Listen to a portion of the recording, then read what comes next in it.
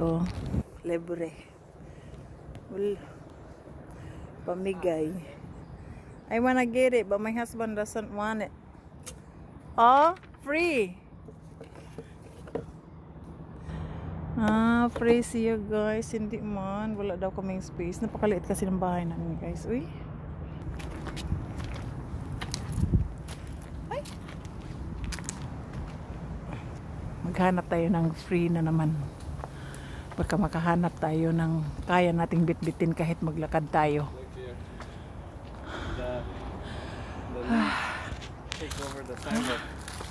I know. We cannot walk now no more. Oh, that's a walnut.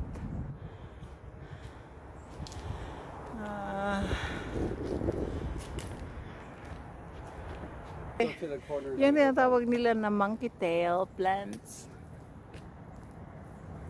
Ha? Ito po ay olives. Ayan o, olives.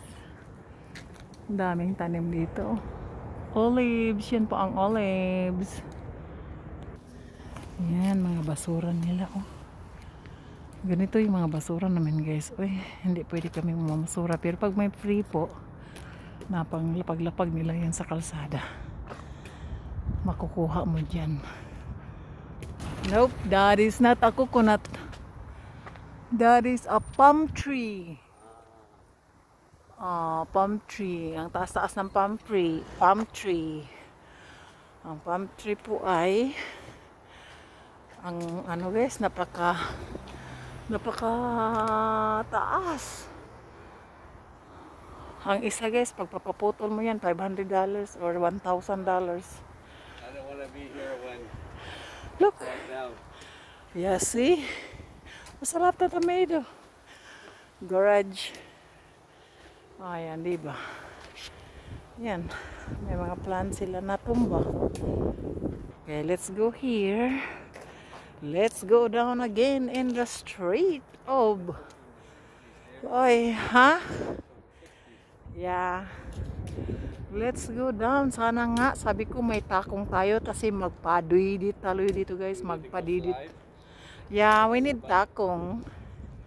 We need takong to ride with. But otherwise, we can't. Because you know, did you see how deep? Huh? Very deep. Baka anong mangyayari? Ha? Yeah, I know. And a beautiful yard. Lemon grows everywhere in the hot weather, cold weather. Yeah. So, very cheap. So, tingnan mo yung mga sakyanan dito guys. Dito guys, natural lang yung ang isang bahay po ay may 3 sakyanan, may 2 sakyanan, may 4 na sakyanan, pero hindi ako pwedeng makatira dito guys kasi hindi ako makapag-drive ng ganito guys. Napaka-tip guys. Tingnan mo pag magpapark ka ng ganyan. Ako guys hindi ako pwede kasi ako po nakakatakot. Ay, Diyos ko mio. Ay, tingnan mo magpapark ka ng ganyan. Ay, baka ay mabalintong pa yung sakyanan natin guys.